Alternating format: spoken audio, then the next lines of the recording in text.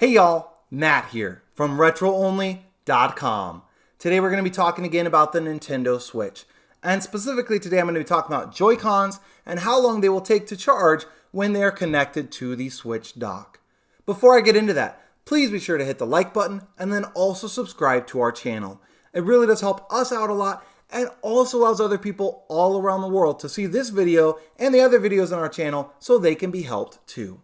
So let's go ahead and hop into charging your Joy-Cons and how long you can expect it to take. When your Joy-Cons do eventually die, as all controllers will do, you simply have to plug them right into the Switch that is docked that will allow them to charge. And that charging time is somewhere between 3 and 3.5 hours. That does vary a bit depending on how old your Switch is, how old your Joy-Cons are, because the batteries on them can start to degrade over time. So when they're brand new, it should be a shorter period of time, and also the battery life will be a little bit longer on the Joy-Cons, versus over time the battery life on the Joy-Cons will start to degrade a little and the charging time could increase slightly.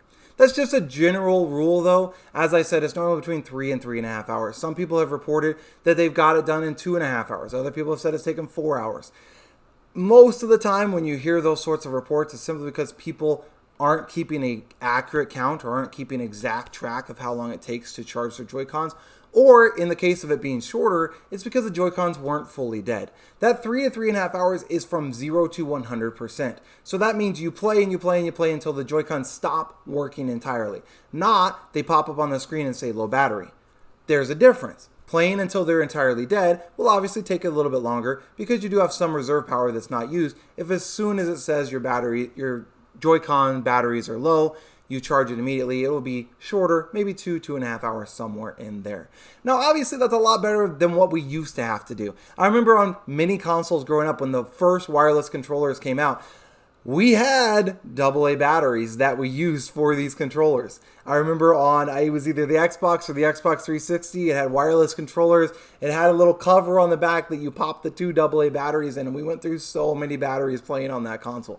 With the Switch, don't have to worry about that. You simply pop it right into the Switch, connect them in. If your Switch isn't docked, you simply dock it, and you're good to go. Now, it is important to note, if you're not playing with it docked, so for example, you just have your Switch out, you have it up on the kickstand and you're playing with the adapter, having the controllers separated. When they die, you can go ahead and connect your controllers right onto your Switch, and you will be able to play it like that because it will use the power from the Switch to charge the Joy-Cons just enough to where you can play with them since they are connected. It will take in the feed from those, and you can still play it even once if it's not docked. However, the Switch, when it's not docked, will not charge the Joy-Cons all the way back up to 100%. It will just charge them enough to where they can be used. So that's not a way to charge the Joy-Cons. However, it is a way for you to continue to play with your Switch even after your Joy-Cons die. Just connect them onto your Switch, and then you can still play with it disconnected like this until, of course, your Switch battery dies, which at that point you either need to plug it in or you need to pop it on the dock so it charges as it should.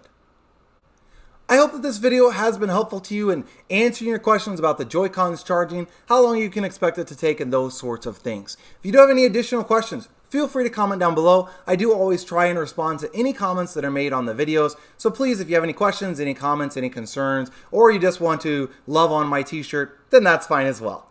Again, my name is Matt from RetroOnly.com. Have a great rest of your day.